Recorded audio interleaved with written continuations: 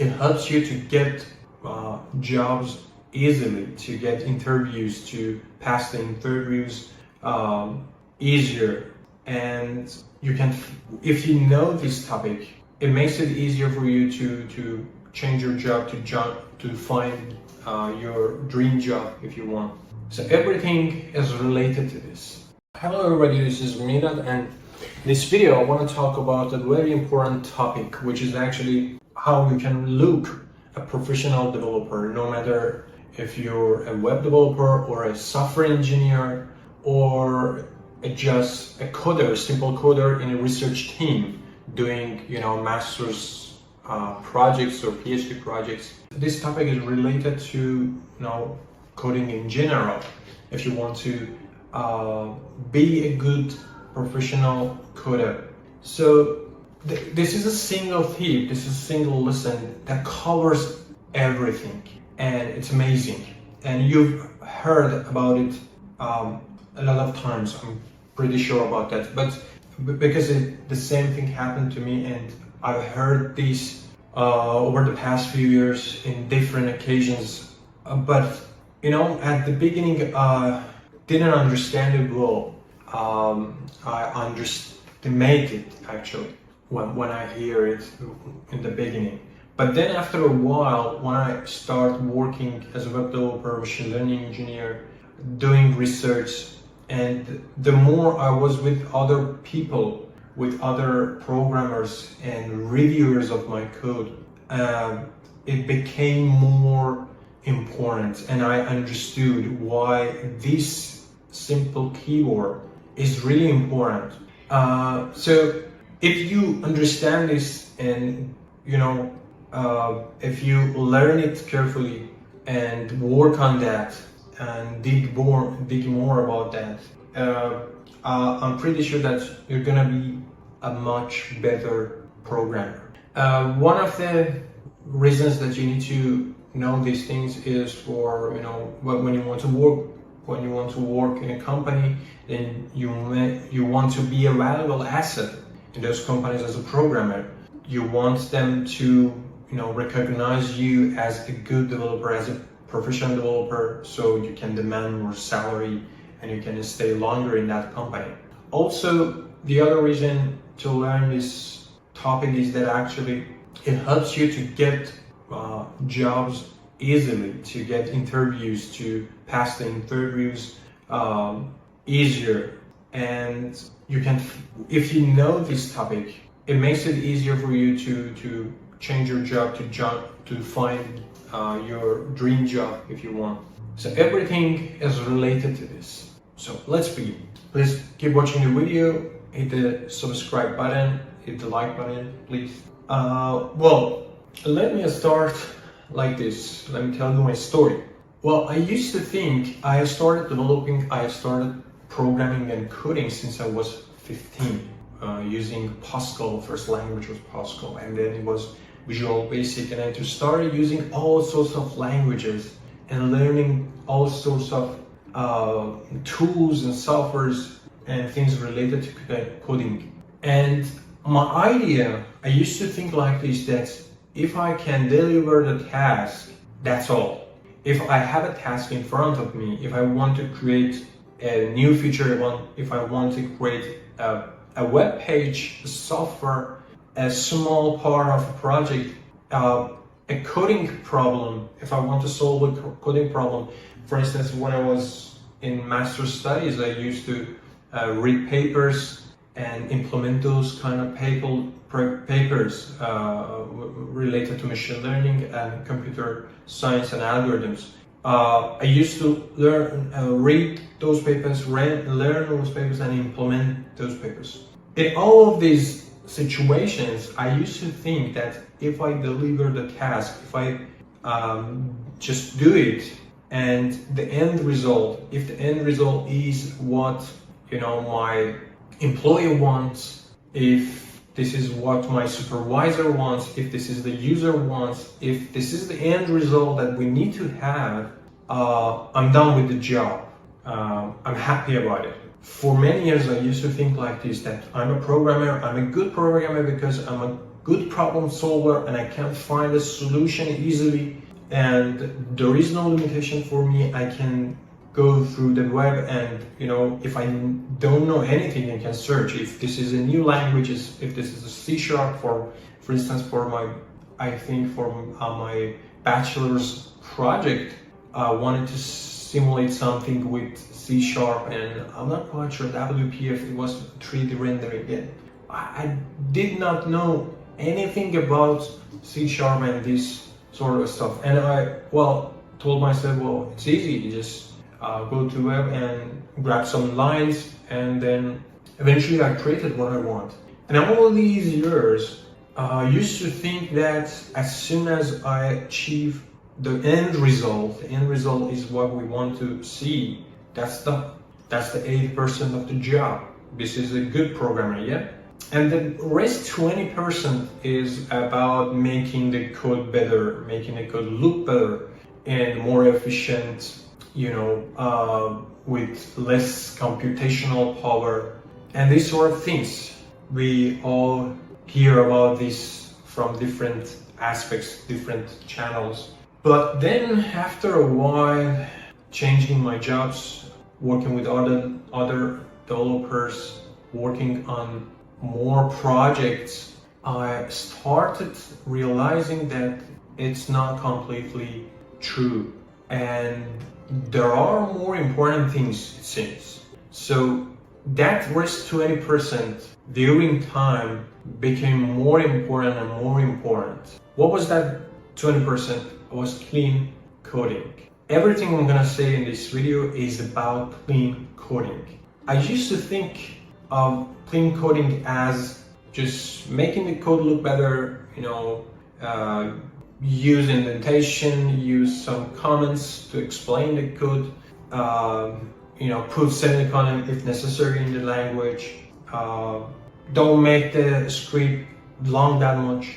These kind of stuff that are really important and are the basic things in clean coding, but it's not all. It's just the beginning of clean coding.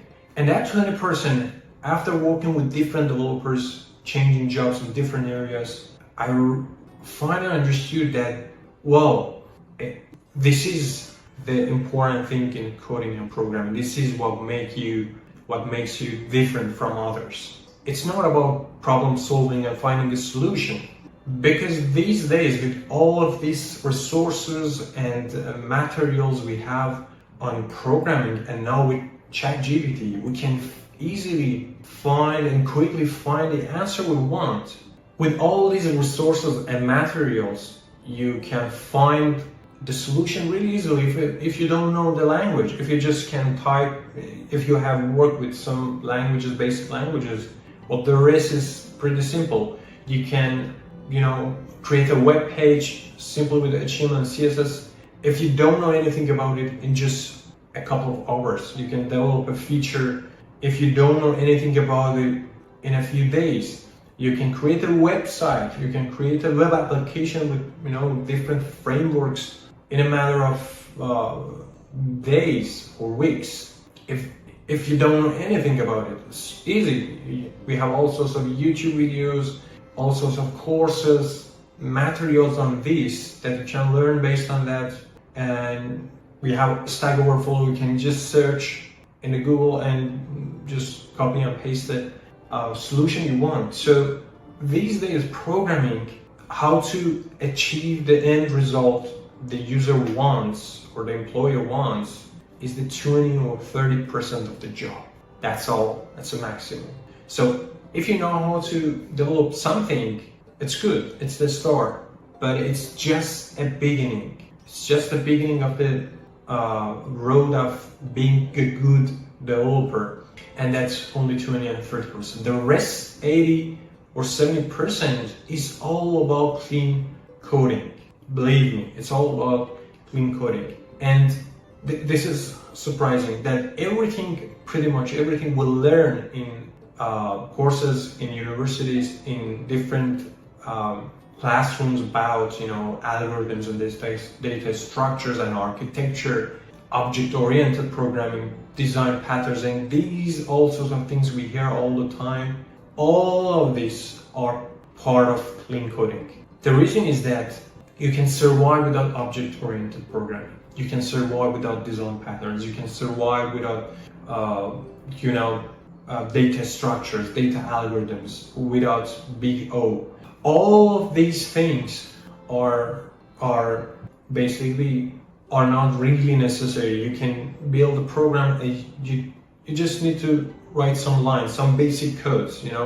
As long as you know how to use if conditions, for loops, defining variable, and some basic rules about each language. That's all. You can create all sorts of programs you want. That's everything you need to know. But there are topics like object-oriented programming, OOP, classes, stances, inheritance, encapsulation, all these stuff. All of these are here because of clean coding, because we want to have a better code. These days, we want to create applications that we can add more stuff to it easier, remove things easier, quickly. We want to expand it. We want the application to be scalable, expandable.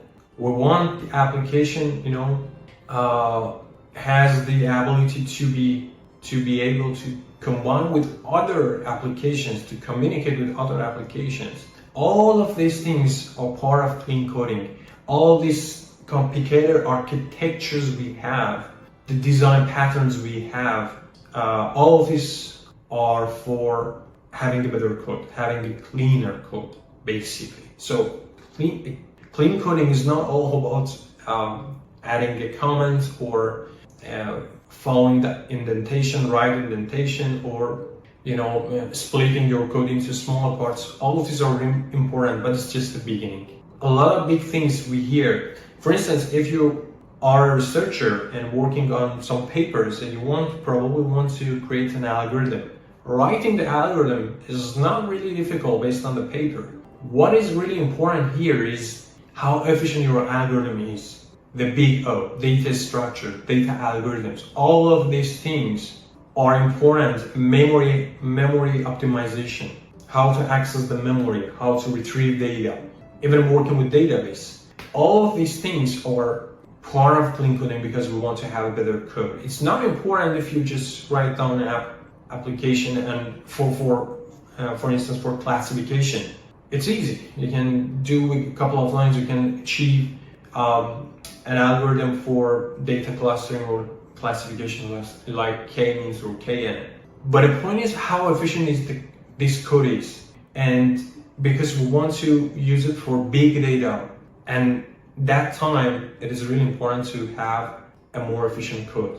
Also, we want to use this in a lot of places. We want to have modules, libraries. We want to make it, in a way that we can grab this specific piece and use it somewhere else. You can write down all the algorithms in only one script, but it's not really good because we want to use it in other projects.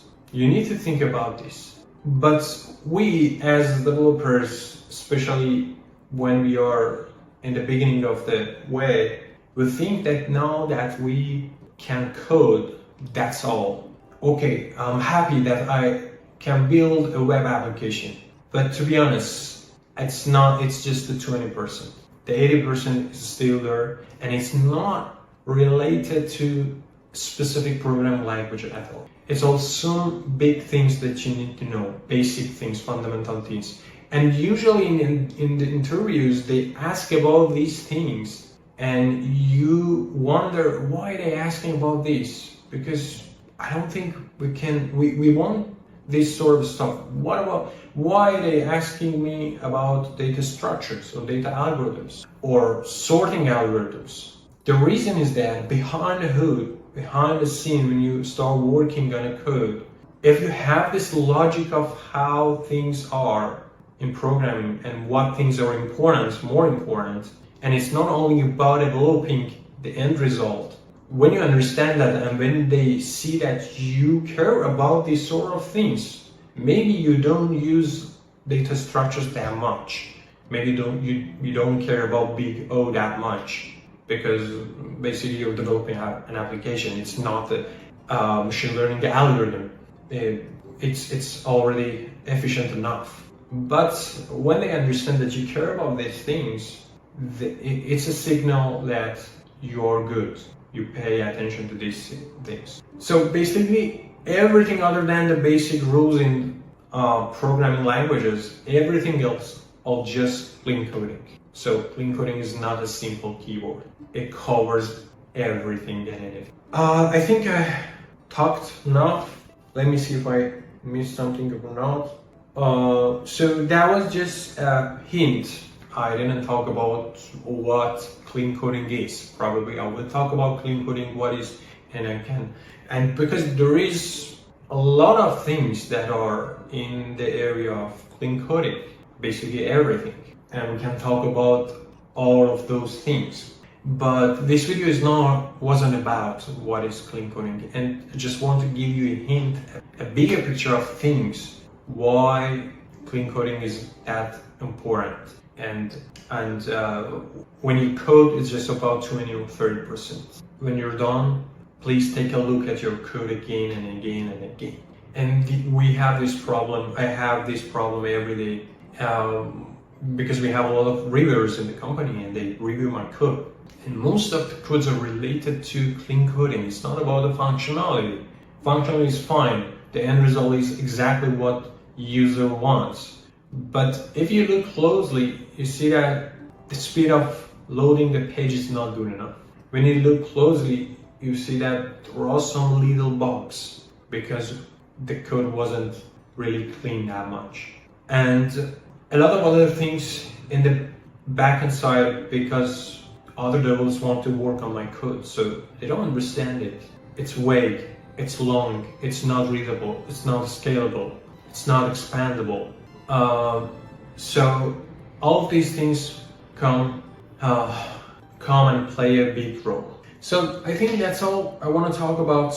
So I hope you pay more attention to these small things from now on. If you want to look more professional in the interviews and at your job, at your work, when you're working as a developer. Okay, thank you for watching this video. Please hit the subscribe button and hit the like button if you enjoyed this video, and see you. Bye bye.